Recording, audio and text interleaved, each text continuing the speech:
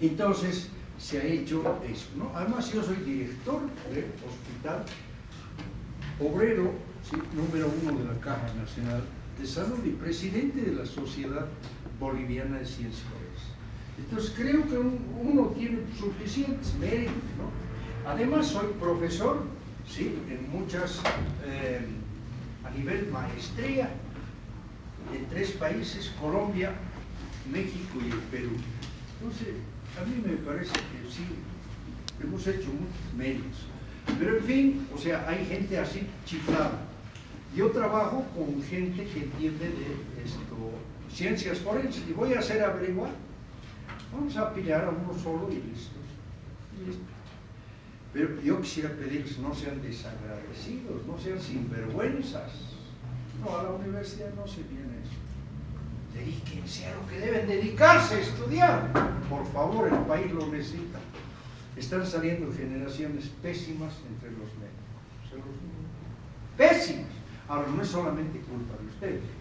Esto, es decir, ha coincidido, por ejemplo, la maldita pandemia, que ha hecho que los alumnos no puedan hacer prácticas sino por vía internet. Es un pequeño bache, pero nos levantaremos como más grande, le echaremos ganas. Eso es lo que les invito y les digo, lo haremos. Creo que es necesario. Bueno, nos corresponde el capítulo interesante, yo diría súper interesante en lo que se refiere al médico general, el médico de atención primaria, porque la patología en esta área, ¿sí?, de los genitales masculinos siempre han de tener, excepto que se especialicen, ahí sí la cosa puede variar. Hay 2 cuadros que son fundamentales y deben de acordar. Por si acaso, esto es una síntesis de la materia. Nadie vaya a creer, uy, que se ha olvidado de esto, que se olvidó de lo otro. No va a entrar todo.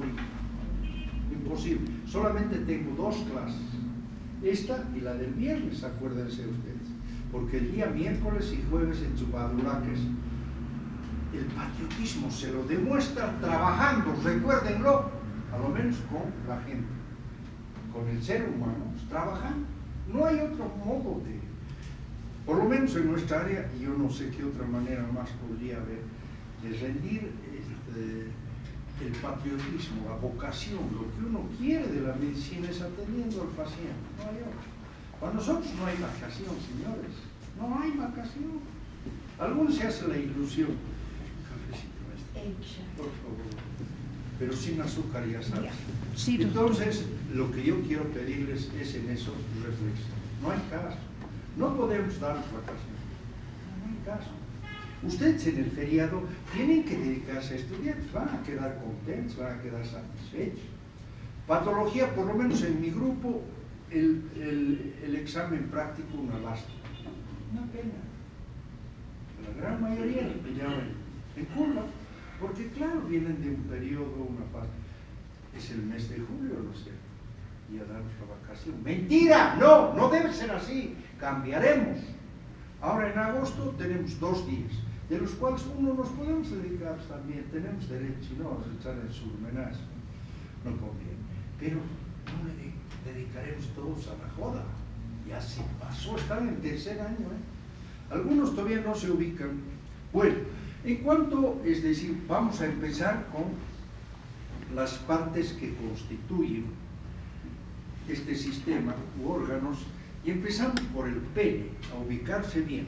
Entonces, empezamos con los términos estos de hipospadias y epispadias para poder definir a la hipospadias, acuérdense con H, las malformaciones de ¿qué? Del conducto uretral.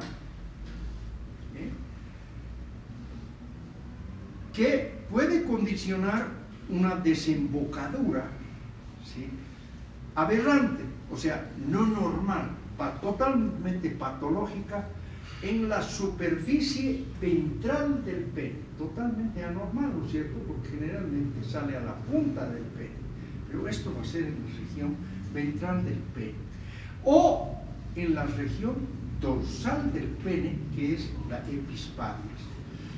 y puede estar asociada a otras malformaciones en el aparato urogenital, como la criptorquidia, una patología sumamente importante, ¿sí?, en lo que se refiere a esta patología.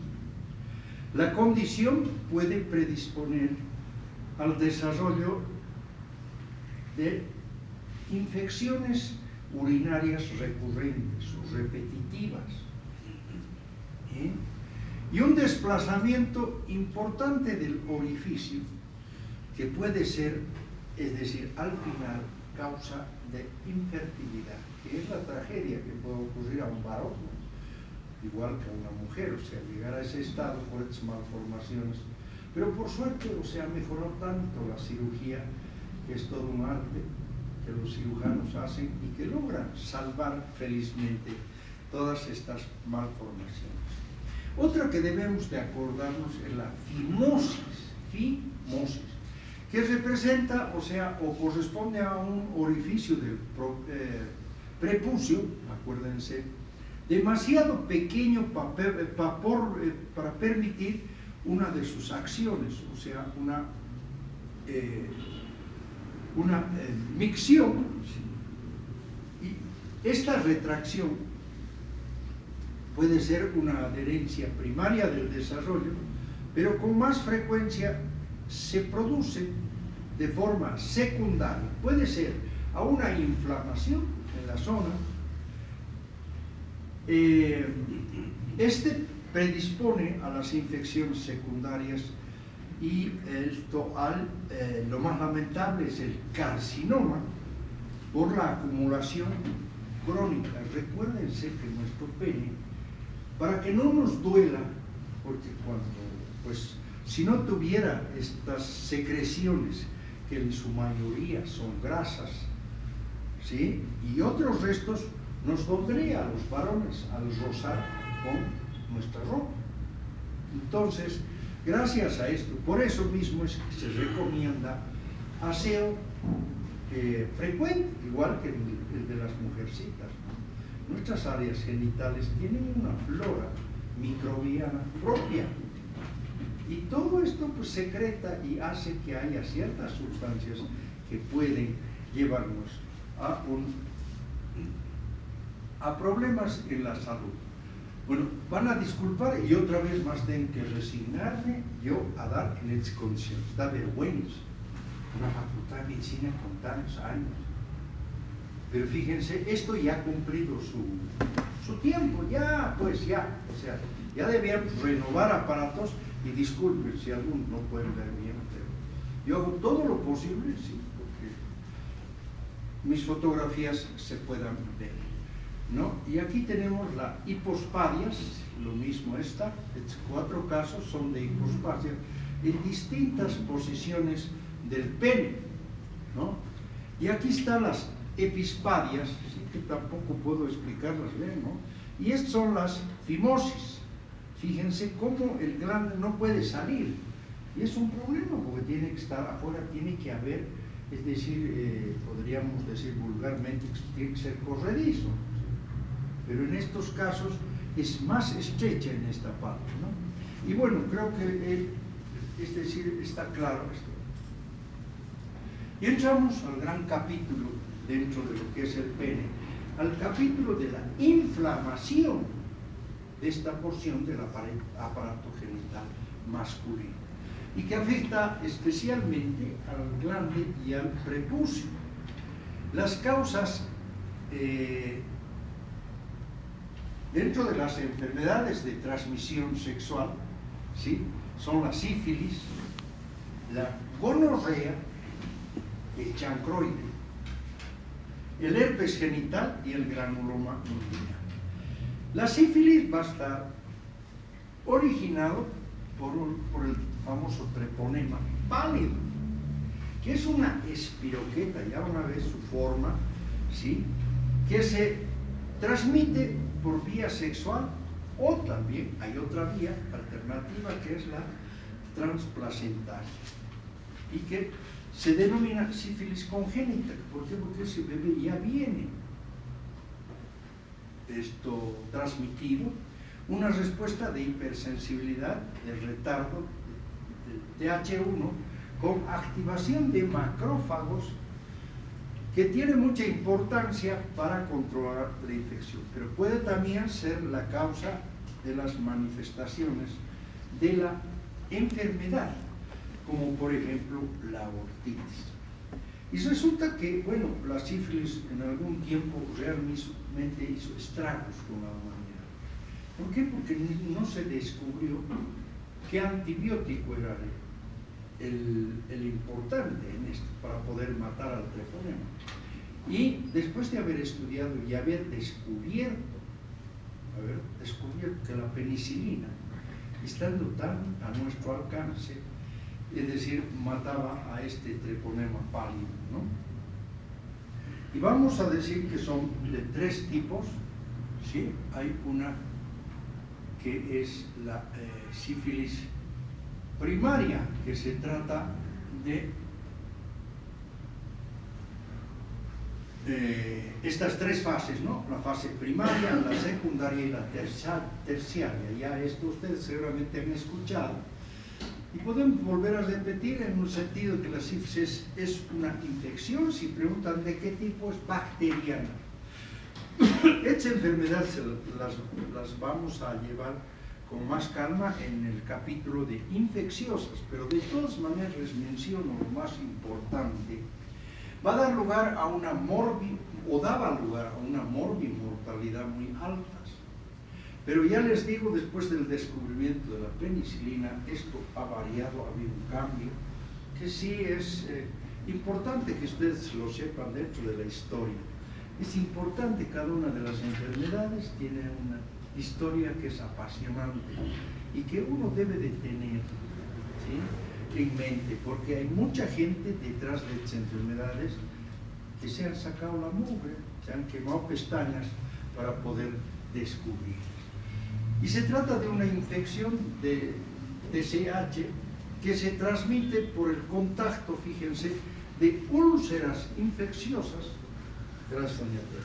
Está muy bien, es el viernes feriado, por si acaso. Ah, que no haya... lo termina usted. ¿Sí? Sí. Ah, ahorita por radio. Sí, Doña Tere, no me dé quieren corte. que amplíen el viernes más.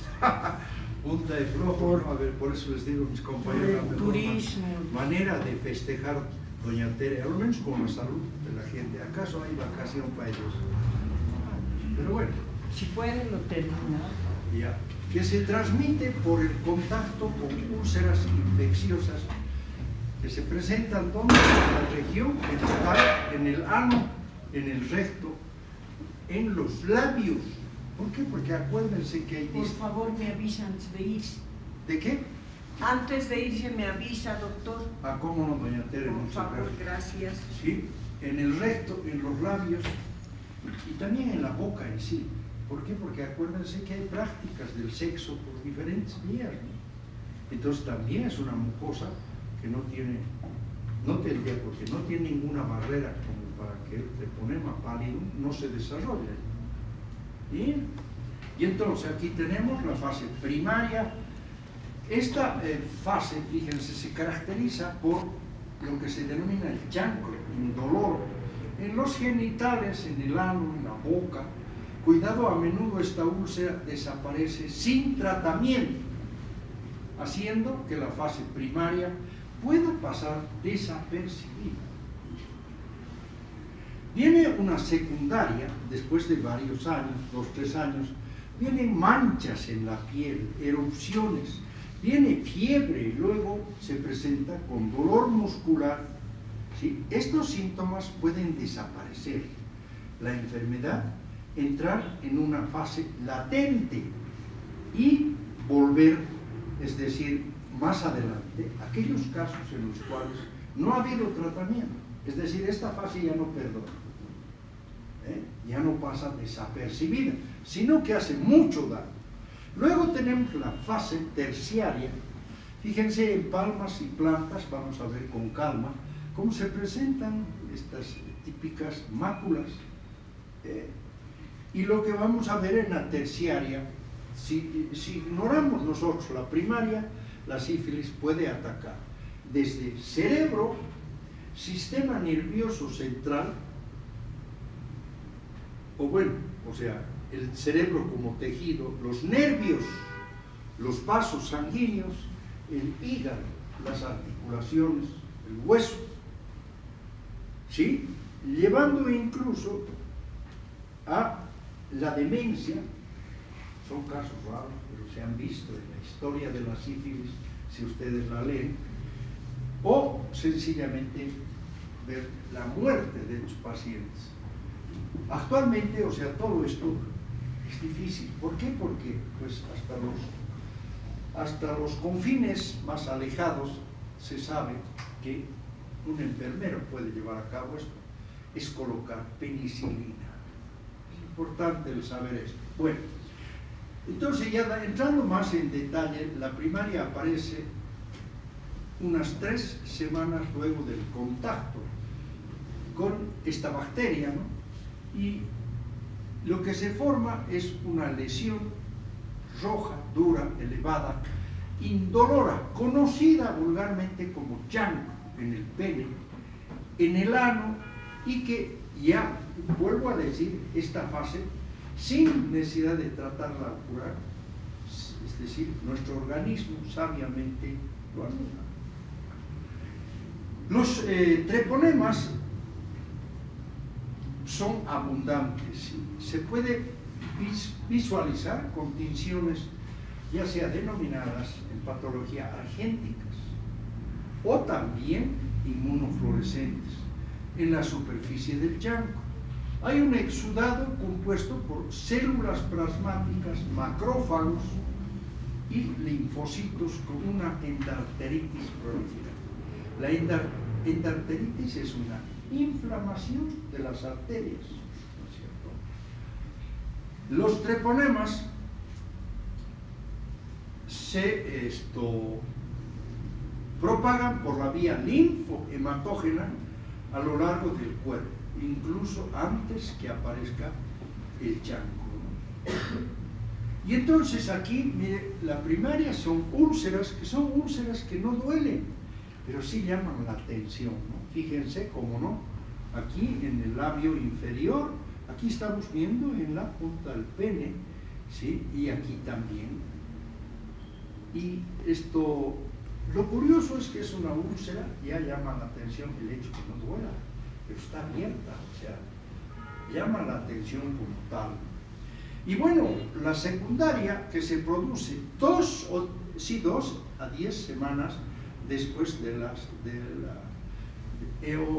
más bien 2 a 10, procede así en el 75% de los pacientes sin tratar, con diseminación y proliferación de las espiroquetas en la piel, incluidas en este caso en las palmas y en las plantas, ¿cierto?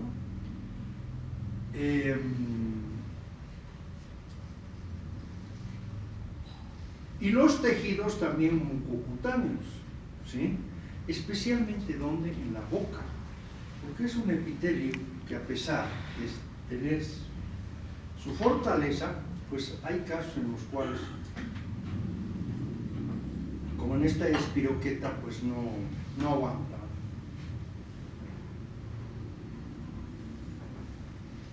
En el secundario, las sífilis son erosiones que son indoloras, contienen espiroquetas infecciosas. Las mucocutáneas van a mostrar hechos infiltrados inflamatorios, constituidos especialmente por células plasmáticas y por linfocitos, y se produce, como hemos dicho, la clásica endarteritis obliterante. La linfadenopatía, o sea, el crecimiento de los ganglios regionales, la febrícula y el malestar general y la pérdida de peso son características clínicas de esta fase. ¿Sí? La sífilis terciaria se observa en 1/3 de los pacientes no tratados después de un largo periodo de latencia, fíjense, mayores de 5 años. De 2 a 3 años después de la primera exposición, aparecen las lesiones que son más llamativas, pero menos infectantes. O sea que no infectan tan fácilmente como en las dos primeras fases, la primaria y la secundaria. ¿Sí? Y más difíciles de demostrar las espiroquetas. Y se observan, es decir, dos tipos de lesiones fundamentales. Primero, en la terciaria, acuérdense, los gomas sifilíticos. Una de las características de la terciaria. Es una lesión que la comparan con una goma por su consistencia. Y son nódulos, que vamos a mostrar algunas fotos, son gomas solitarios y con una necrosis central. Se observa en el hígado especialmente, en los testículos, en los huesos y también en el cerebro. Particularidad, en el hígado se asocia con cicatrización del parénquima hepático. Aquí vemos gomas, lamentablemente, o sea, gracias a la proyectora, no se puede ver muy claramente, pero son estos nódulos que ustedes están observando aquí, en la cara de un individuo que tiene sífilis secundaria. Macroscópicamente y en forma individual, fíjense que son verdaderos nódulos, pero además ataca el sistema cardiovascular en este caso. Y aquí vamos a ver un aneurisma sifilítico que tiene la forma de un saco, de ahí viene el nombre de sacular, en el arco aórtico, ¿sí? Ocupado por un trombo laminado que comprime el pulmón izquierdo. Aquí está. La aorta ascendente es clásicamente es ateromatosa, con múltiples nódulos fibrosos, y hay una hipertrofia clásica del ventrículo izquierdo. ¿Sí? Entonces, esta es una famosa, es decir, sífilis cardiovascular. Esto es lo que más nos interesa, el examen histológico, porque seremos los patólogos quien vayamos a orientar a nuestros colegas para decir si eso es una sífilis. Porque ahora es muy raro, ya epidemiológicamente es rarísimo eso. Pero hay que conocer y saber, o sea, que esta enfermedad ha provocado estragos en la humanidad, mata a mucha gente. En el examen histológico, los gomas sifilíticos presentan las siguientes características. Aquí tenemos un tejido blando, donde en la parte central vamos a encontrar una necrosis coagulativa, similar o muy parecida a las que se producen en la caseificación. La caseificación, acuérdense, característica de ¿qué? De la tuberculosis, ¿no es cierto? Y entonces, por lo menos en lo que a capacidad destructiva, pueden verse los límites de las células necrosadas, una característica que también es particular aquí. Y vamos a ver una zona circundante de macrófagos, que curiosamente muchas veces se colocan o se disponen en forma de una empalizada,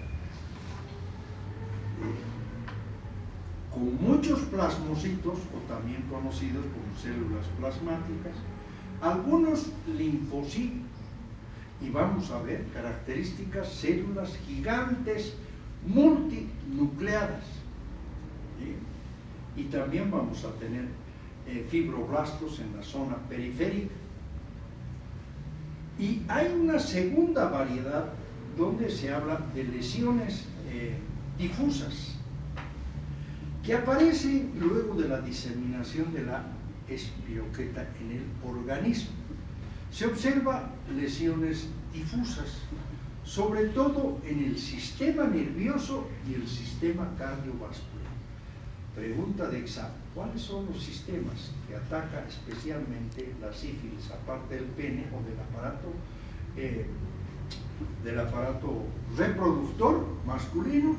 No se olviden el nervioso y el cardiovascular, son muy importantes. y características, especialmente ¿en qué? En la sífilis terciaria. Lo que me acuerdo que venía por ahí. Perdón, un ratito. Bueno, esto es lo que me he olvidado explicar. Este es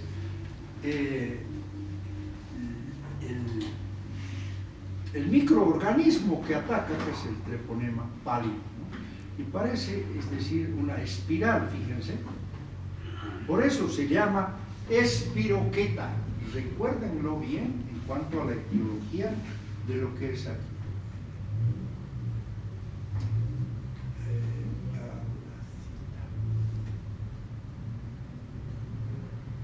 Bueno, vamos a entrar un poco más en detalle a ver qué es la sífilis vascular o cardiovascular, que ataca en más del 80% de las sífilis terciarias, que son componentes que en el 80%, de cada 100, 80 vamos a tener esto, que afecta principalmente, y no sé por qué escoge, a la aorta, ¿sí? Es otra particularidad de la sífilis. Se producen aortitis sifilíticas, la pared de la aorta se debilita, se dilata, y esto va a producir un aneurisma. Aneurisma, no se olviden que es una dilatación y debilitamiento de la pared de las arterias. Y esto puede producir, es decir, accidentes cardiovasculares que a veces son mortales porque habría que operar en el momento, cosa que es difícil, ¿verdad? Incompetencia de la válvula aórtica, por ejemplo, es algo muy frecuente, y el estrechamiento de la apertura de los orificios coronarios. O sea que la afectación, cuando la sífilis llega a su estado terciario, es gravísima, ¿sí?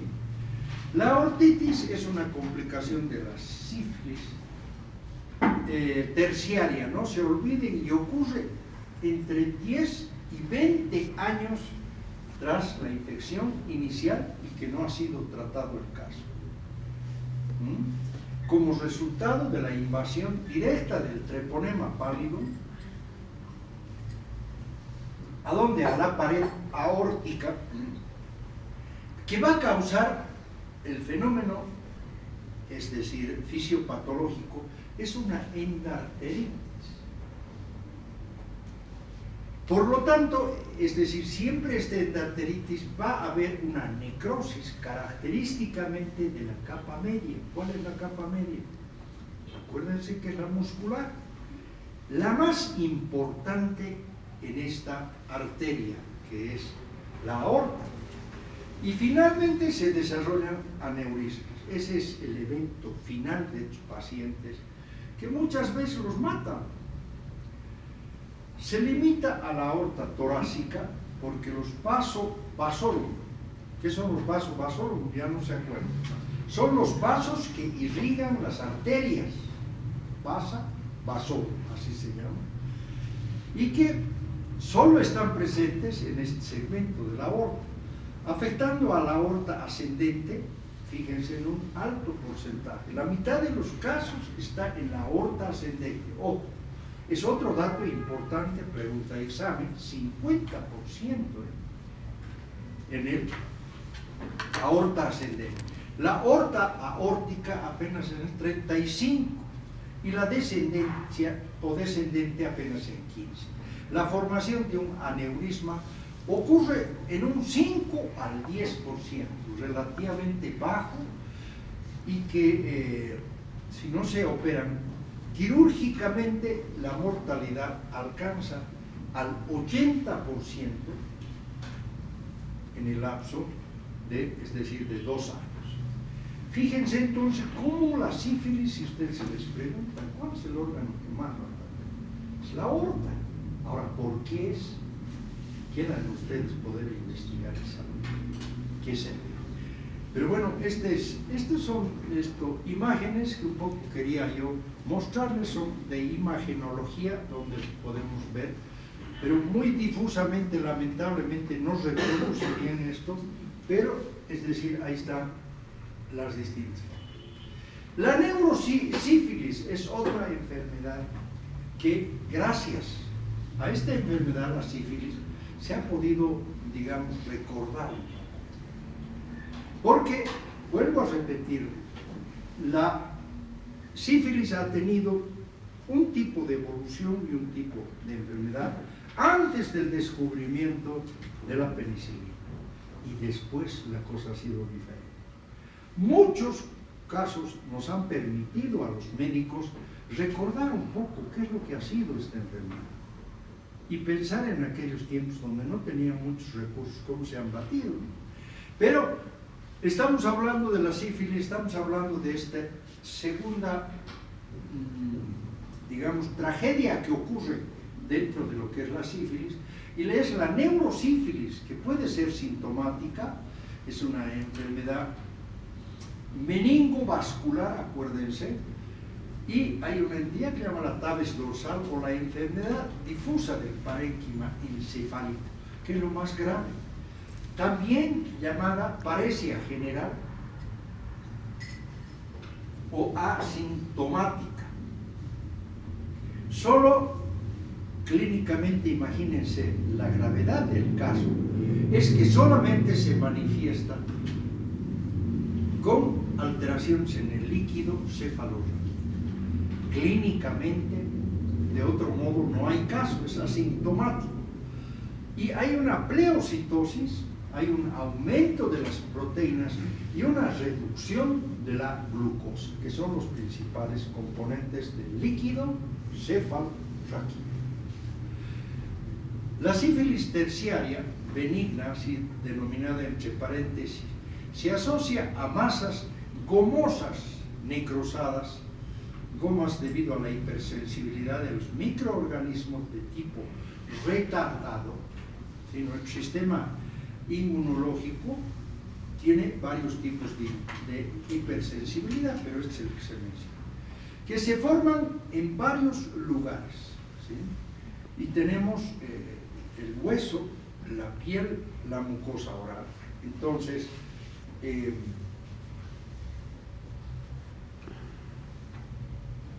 es importante entonces, no se olvide, la cardiovascular y la sífilis o la neurosífilis son muy importantes. Son muy raros o rarísimos, por no decir prácticamente no hay, desde que se descubrió la penicilina.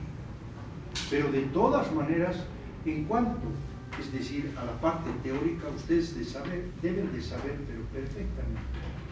Y no se olviden, algún día que tengan tiempo y estén de vagos, lean la historia de la sífilis. Es apasionante, apasionante. Y nosotros, paralelamente, siempre a mis alumnos les recomiendo yo leer un poco de la historia de cada una de las enfermedades. Es apasionante, porque da mucho gusto, deleita a uno el hecho de ver que en esas épocas han tenido que combatir con lo que ellos tenían.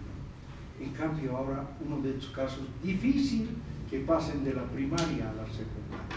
Difícil. Una vez que diagnosticamos la sífilis primaria, es atacada pero, de base, ¿no? Y tratamos de acabar. Tenemos también otra variedad que es la sífilis congénita y que suele aparecer cuando la madre tiene una sífilis primaria o secundaria, naturalmente, si no, ¿cómo se contagiaría la criatura? No hay caso.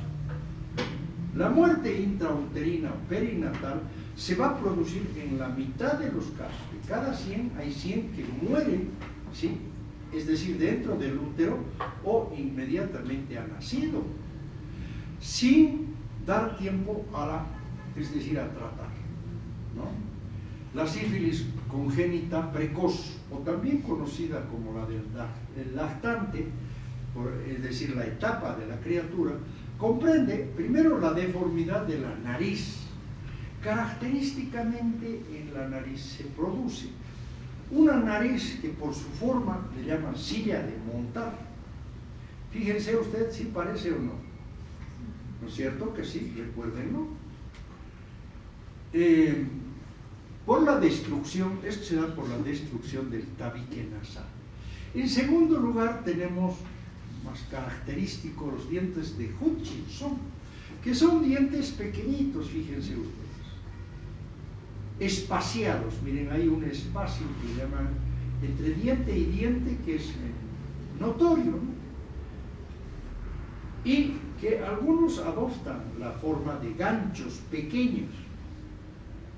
Las lesiones mucocutáneas, en tercer lugar, son importantes, ¿sí?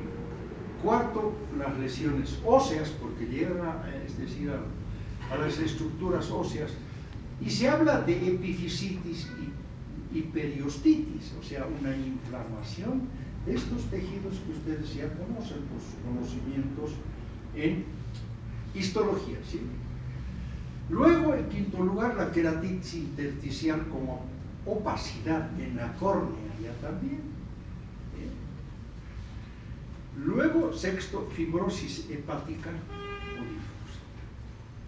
La fibrosis intersticial pulmonar también se puede dar, y mortinatos con sífilis congénitas se caracterizan por ser prematuros.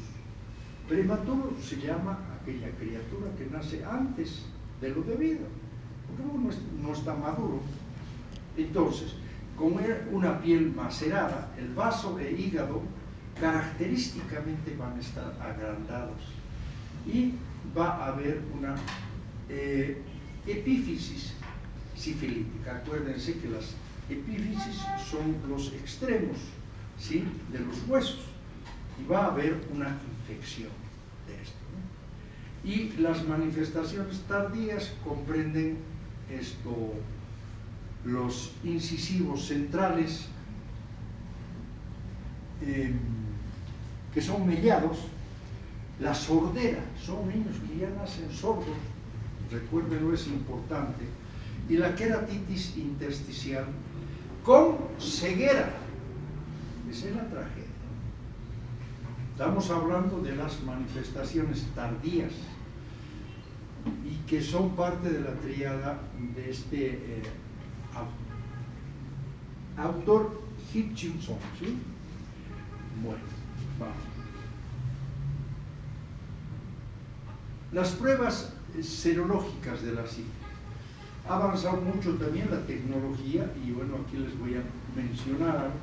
La prueba de los anticuerpos treponémicos, que lo que hacen es medir los anticuerpos reactivos con el treponema pálido específico. Las pruebas no treponémicas, que son es decir, hay un ente que coordina todo esto, del Venereal Disease Research Laboratory. Después la reagina plasmática rápida, que se abrevia RPR, que es lo que tienen la capacidad de medir los anticuerpos anticardiolipina, que es un lípido característico, es un fosfolípido, perdón, presente donde en los treponemas y los tejidos normales. Ambas pruebas se tornan positivas, ¿sí?, en unas 6 semanas después de la infección, aunque son moderadamente sensibles, o sea, un 70-85% para la sífilis primaria, pero la secundaria su sensibilidad, imagínense, supera los 95%. Las pruebas no treponémicas se negativizarán con el tiempo o con el tratamiento, mientras que las de anticuerpos treponémicos se mantienen positivas o son muy sensibles para la sífilis terciaria y lactantes. Pasamos a otra entidad que voy a hacerlo muy rápidamente, realmente decir esto, yo simplemente pues debía pasar por alto porque no corresponde. Hay un capítulo de enfermedades infecciosas, por si acaso, y ustedes van a acabar de comentar. El gonococo, que es la Neisseria gonorrhoeae, sí, que es este, que es un diplococo, fíjense, son 2 cocos unidos, por eso es diplococo, es gram negativo y va más o menos con un poco de imaginación. Tenemos la forma de un riñón que se manifiesta por una uretritis en el varón. Es una uretritis muy molestosa, La faringitis y la proctitis gonocócica son frecuentes y también son de transmisión sexual. La diseminación ascendente en el varón es menos frecuente, pero si se produce, trae consigo una epididimitis. La infección se transmite directamente entre personas, excepto por la transmisión perinatal, o sea, alrededor del nacimiento. Su diseminación casi siempre se produce por medio del coito, ¿sí? Las personas asintomáticas constituyen un reservorio importante para que este agente se mantenga todavía muy presente a pesar de los avances tanto en el tratamiento como en la tecnología. En la infección supurativa, que incita a una respuesta inflamatoria aguda grave con abundante producción es decir, este material purulento, porque es característico, ¿no? Es una pus, como se dice, que está gritando por la uretra. Y que con frecuencia da lugar a los abscesos submucosos. ¿Sí? Los frotis teñidos, sí, aquí tenemos los frotis, que es decir, tenemos tinciones especiales que nos van a permitir. Este material purulento muestra numerosos neutrófilos, porque acuérdense que esto es agudo, ¿sí? Que a veces contienen bacterias que van a estar fagocitadas, ¿sí? Ya sea por macrófagos o los neutrófilos también, que tienen la capacidad. Si no se recibe tratamiento, la infección o la infección se va a cronificar y en ella predominan, ¿qué cosa? Los macrófagos y los característicos linfocitos, recuérdenlo bien. Eso me permite diferenciar si es agudo o crónico, especialmente los polimorfos nucleares, ¿sí? Y la diferencia con los linfocitos, ¿sí? El chancroide, chancro blando, el chancroide es una infección genital ulcerosa venérea causada por el Haemophilus ducreya, bien, más frecuente en África y en el sudeste asiático. Probablemente las úlceras sirvan como, es decir, cofactores importantes en esta enfermedad tan dramática y trágica también que es el VIH. Tendrían como una relación.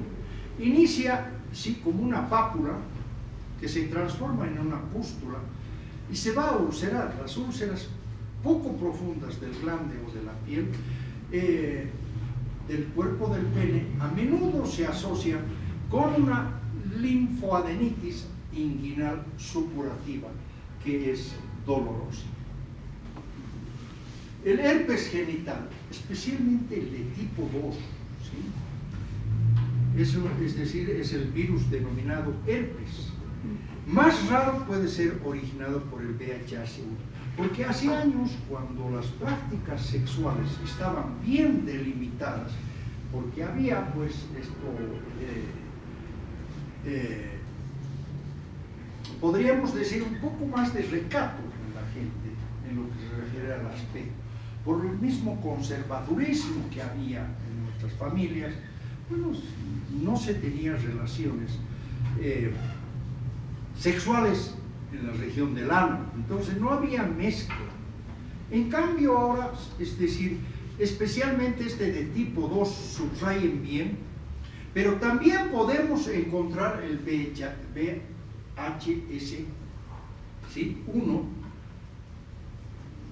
en los genitales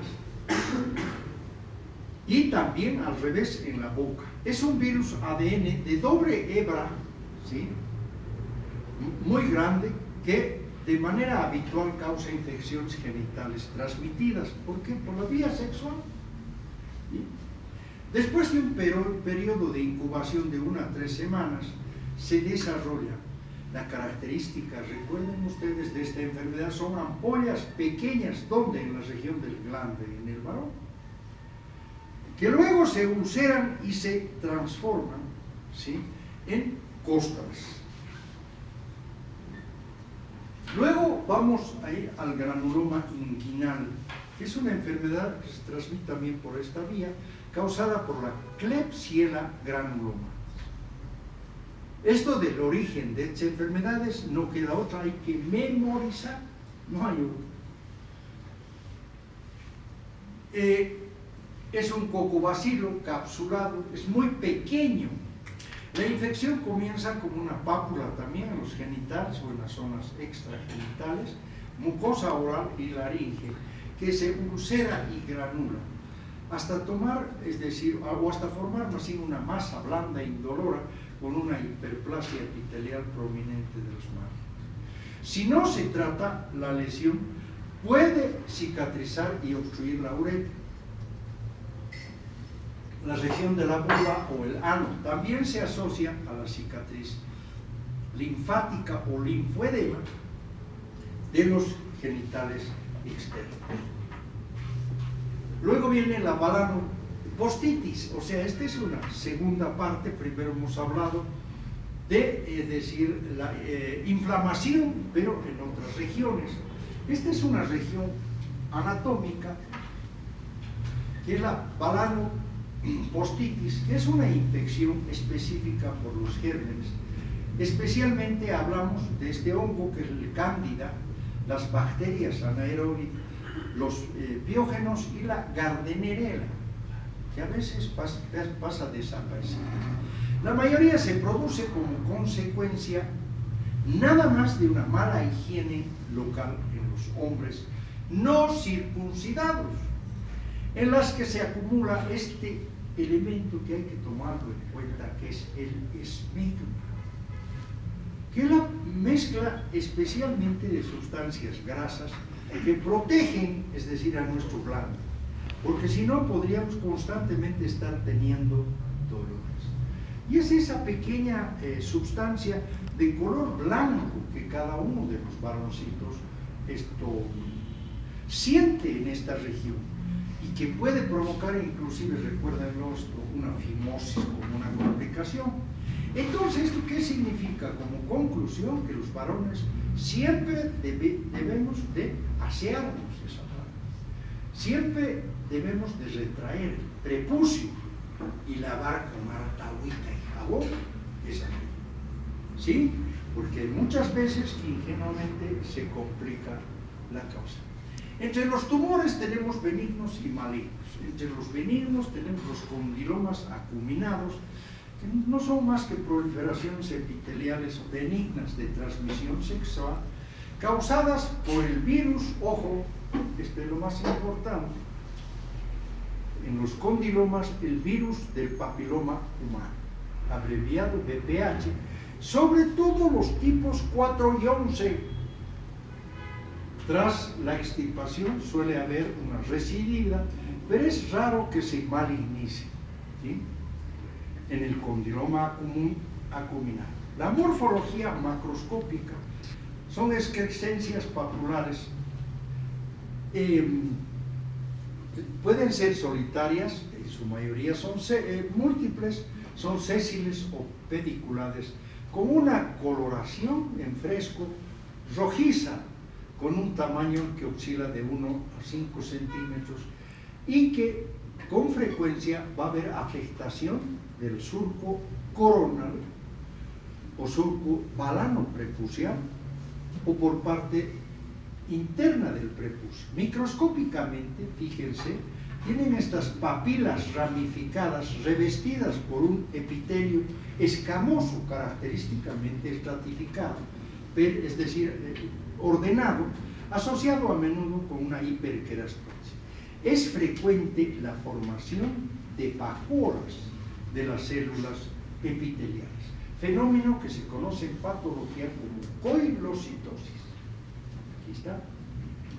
La enfermedad de Peyronie, esto es importante, que es una enfermedad que está entre las fibrosis dentro del organismo y en este caso ataca justamente al pene, y es una fibrosis de los cuerpos cavernosos del pene con la consiguiente incurvación y dolor durante el coito, ¿no?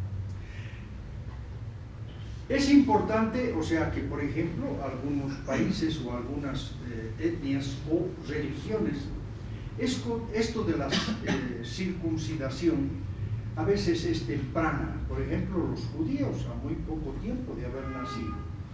Y se ha visto que una de las causas para la producción del cáncer de pene, deben de saberlo ustedes, es justamente las personas que no se circuncidan. Hay mucha gente dentro de nuestra sociedad que se le propone y el neurólogo les dice, o sea, no quieren que se produzca eso, porque se ha visto que es una de las causas principales de la producción del cáncer peneal. Y vamos a ver, o sea, estos penes, fíjense, tienen, es decir, es la enfermedad de Peyronie, donde hay esta, digamos, incurvación o curvatura por una fibrosis que se produce en su estructura en el pene, ¿no? Aquí está el pene, pero fíjense estas partes que aparecen de fibrosis, que son zonales, pero ya deforman, y también cambia la estructura del pene. Aquí pueden ustedes también ver, lamentablemente, con la producción de esto. Pero fíjense, aquí es antes de la operación y aquí es después, ¿no? Entonces vamos a ver cómo se corrige quirúrgicamente esto. Entre los malignos tenemos las lesiones del cáncer in situ y se asocia en gran medida a la infección del VPH. No se olviden, tómenlo muy en cuenta al cáncer de pene y su relación con el virus, es decir, mencionado especialmente el tipo 14, o digo 16, perdón, 16, ¿sí? El papiloma virus humano, no se olvide. La enfermedad de Bowen, pregunta examen, puede afectar a los genitales masculinos o femeninos, en general en pacientes mayores de 35. Los hombres se presentan como un cuadro típico de placas solitarias o múltiples engrosados y brillantes de una coloración blanco-grisácea o roja en el cuerpo del pene. El estudio histológico nos va a mostrar importantes atipias epiteliales con la ausencia de una maduración normal a partir de la membrana basal. A lo largo de los años, la lesión evoluciona a un carcinoma epidermoide infiltrante. Acuérdense que esta enfermedad es simplemente igual que si estuviéramos hablando de un carcinoma in situ. ¿Qué significa el carcinoma in situ? En general, significa que solamente ataca la mucosa, en este caso del pene, pero también se da en la mujer con mucha frecuencia, esta enfermedad de Bowen. Y es una enfermedad que es una etapa inicial del cáncer, pero si nosotros descubrimos en esta época, vamos a tener un éxito quirúrgico tremendo. No cuando ya atraviesa la membrana basal, y entonces ahí ya se llama cáncer invasivo y que ya no vamos a poder. Especialmente se estudia mucho en el cuello uterino de la mujer, ¿sí? Y se ha visto que también se lo conoce como NIC3 porque no rebasa la membrana basal, recuerden. La papulosis bovenoide también se llama otra entidad con lesiones papulares múltiples pigmentadas en los genitales externos por los, es decir, pacientes sexualmente activos, jóvenes.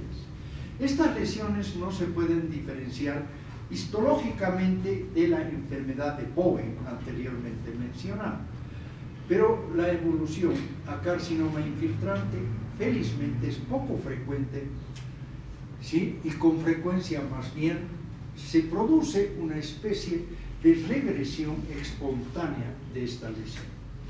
El carcinoma invasivo es un carcinoma epidermoide de pene que representa el 1% de todos los cánceres en los hombres de Estados Unidos. La mayoría de los casos ocurren entre los 40 y 70. La prevalencia es más allá en regiones en las que no se realiza la forma habitual, la circuncisión. Y además se relaciona con la acumulación de los carcinógenos del esmegma. Vuelvo a repetir este aspecto. Por eso, es decir, el aseo que se debe realizar los hombres es muy importante, porque uno dice, sí, solamente externamente. No, hay que, es decir, hacer la retracción del prepucio para poder lavar. Ese surco balano prepucial puede tener esmegma y producir problemas. Por eso el aseo debe ser completo, ¿sí? Y los virus del papiloma humano del tipo 16, 18, acuérdense ustedes. Esto es específico y hay que tener mucho cuidado, porque ahora se puede ver qué tipo de papiloma es el que está atacando a determinada zona. Y el tabaquismo, por supuesto, que aumenta el riesgo, ¿sí? La evolución clínica se caracteriza por un crecimiento lento, se produce metástasis a ganglios. Primero son los regionales, inguinales e ilíacos, pero la metástasis a distancia son poco frecuentes, felizmente.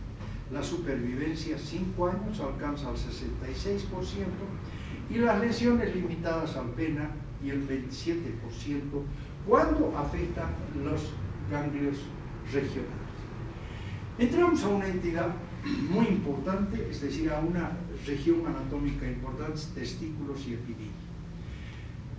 La criptoquidia se describe en el 1% de los pacientes pediátricos de sexo masculino de 1 año de edad, porque es a la edad en que se le ocurre al pediatra, es decir, intentar ver si es que hay algunos defectos de nacimiento. Entre ellos puede encontrarse con la criptorquidia, recuérdenlo bien, y se debe a un fallo en el descenso testicular. Lamentablemente los hombrecitos, ¿sí?, nacemos con nuestros testículos, aunque no crean ustedes, en nuestro abdomen. Después se produce en el transcurso de los meses siguientes hasta el año, 2 años, el descenso. Por el canal inguinal descienden nuestros testículos. ¿Sí sabían eso, no? Bueno, entonces suele ser uni o bilateral. El 80% es unilateral, el resto son bilateral.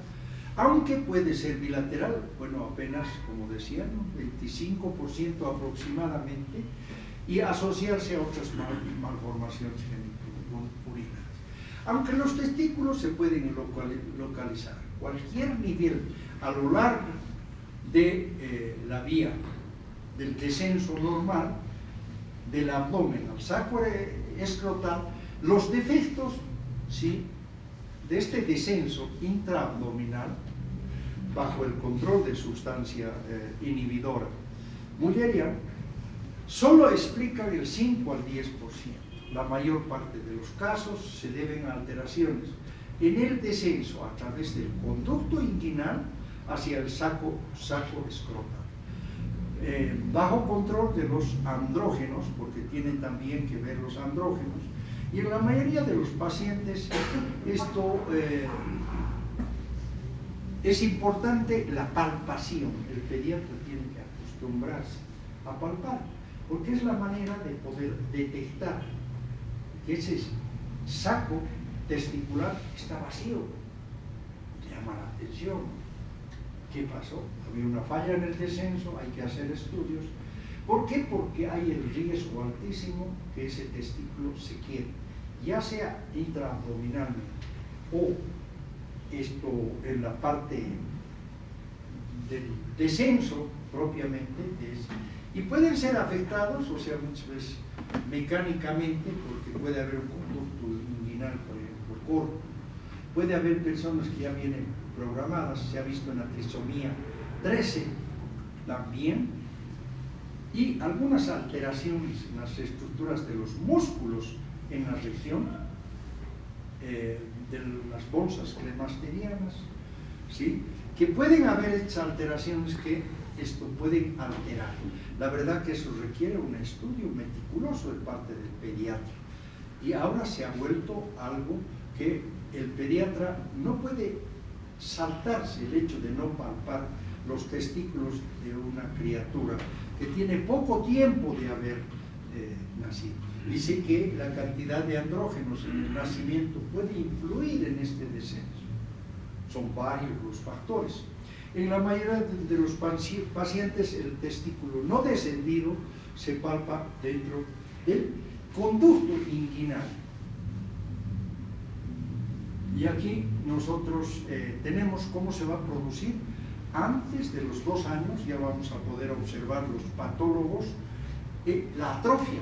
¿Por qué? Porque las condiciones de los testículos, se me olvidaba decirles, requiere de cierta temperatura. Por eso que nuestros testículos deben estar fuera del abdomen, porque dentro del abdomen adquiere una temperatura que no es la adecuada para su desarrollo. Y entonces podemos predisponer a una serie de... Este es el canal inguinal, por si acaso, para que ustedes tengan una idea. Y por ahí es por donde descienden nuestros testes, fíjense. Aquí también tenemos otra cosa. Y pueden ocurrir muchas cosas. Y por eso la obligación del pediatra de dentro de su protocolo, del primer examen clínico que hace el pediatra, deben ellos necesariamente investigar eso. Bueno, creo que la hora se ha cumplido. No sé cómo hacemos lo del viernes. ¿Qué dicen?